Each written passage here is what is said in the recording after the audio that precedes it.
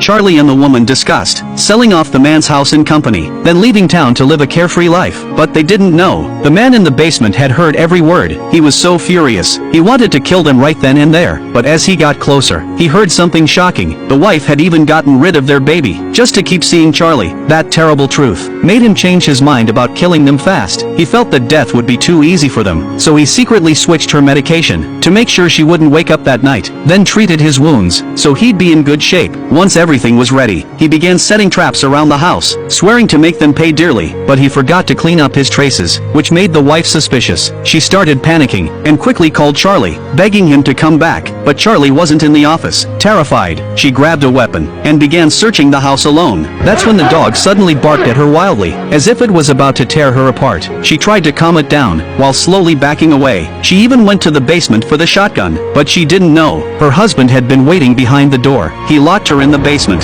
then sealed all the windows tight, to stop her from escaping. Meanwhile, Charlie finally listened to the voicemail, but he wasn't in a hurry to save her. Instead, he extracted poison from a fish, because all he ever wanted was the dead man's money. He never truly loved the woman. Now that his plan had worked, she was no longer useful to him. Soon he arrived at the house, but after calling for her a few times, no one answered. He remembered she said someone broke in, so he pulled out the needle for self-defense, then walked into her bedroom, and found a pile of cash there. Thinking she might not be home, he decided to take the money and leave, but just as he checked again, the woman woke up in the basement. Hearing Charlie's voice, she rushed to the door for help, but the man kindly opened it for her, scaring her back into the shadows. Hearing the noise, Charlie went down to check, but the woman now believed he was the one who locked her in, so she knocked him out while his guard was down. Once he was unconscious, she grabbed the cash and ran, only to find out it wasn't Charlie who locked her in.